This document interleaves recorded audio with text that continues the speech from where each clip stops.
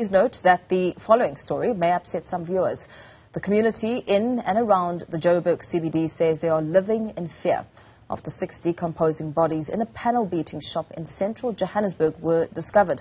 Law enforcement officials received a complaint at the weekend of a foul smell coming from the building.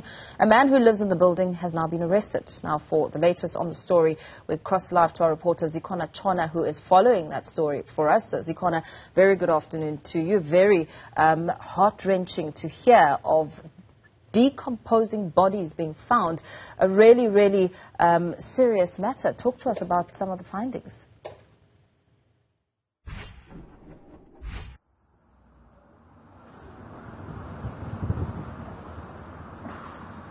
Police say that their investigation has shown that one of the women who died here, or whose body was found here, rather, was last seen with the suspect, the 21-year-old who was arrested yesterday. Police also adding that at the time at which the woman's body was found, the clothes she was wearing matched the description of the clothes she was said to be wearing on the day that she went missing. Now, earlier today, sex workers came to protest outside this building. They are calling for justice for their colleagues, and they've actually in fact told us that they started noticing from around June that some of their colleagues started disappearing, especially on a Sunday. Now they are pleading with authorities to ensure their safety, saying they work in fear. In fact, we spoke to one woman who says they know that they are vulnerable to crime at any point in their lives. She said at one point she took in a regular client who had booked her, and after the service was provided, she says the client then pointed a gun at her and told her that he was not going to pay her. So some horrific details even coming out of the experiences of the sex workers themselves. Behind me, forensic experts and investigators continue to comb the scene.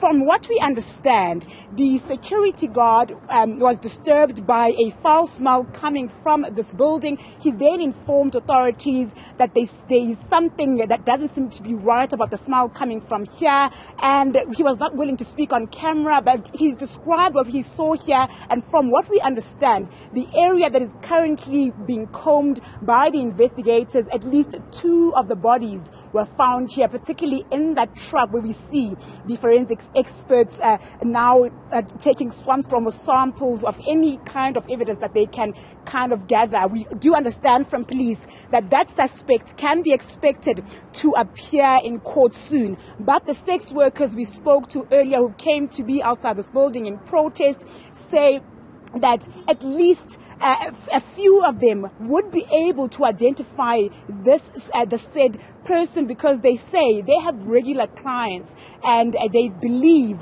that their colleagues will be able to identify the person behind this crime. Now, of course, it is a very sensitive matter because the sex workers don't want to be identified themselves.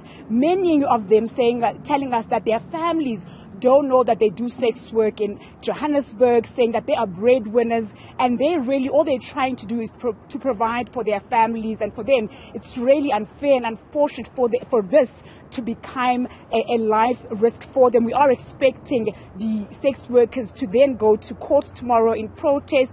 They are saying they are calling for no bail for the suspect who has been arrested in connection with these 6 murders. Zikhona, with details still sketchy and a lot of questions in the air, is there any sort of indication as to what the motive may be?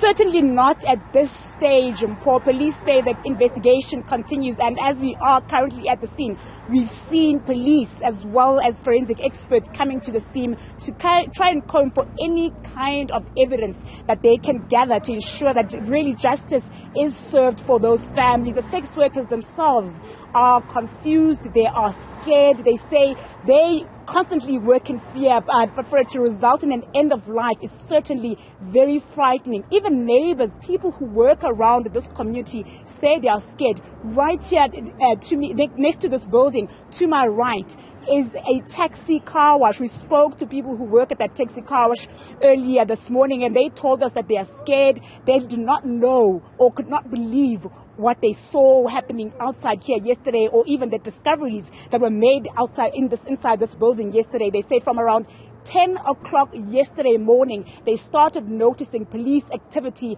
around this building, and they also have joined the sex workers who came out here in protest in a call for justice to be served for the lives that were lost here. And as far as a motive is concerned, I guess we'll be able to gather those details as this court process goes ahead. This is a criminal matter. As I've mentioned, the suspect is expected to appear in court tomorrow. Police continue to investigate, but here are people who are vulnerable, working in the streets of Johannesburg, that now work in fear and live in fear because they don't know who will be next. And also, they've also told us that they don't believe that the said suspect was operating alone, because they simply believe that killing 6 people is not a job that one person could do on their own, and they are hoping that police will be able to get to the bottom of this as soon as possible so that they can go back to work and do so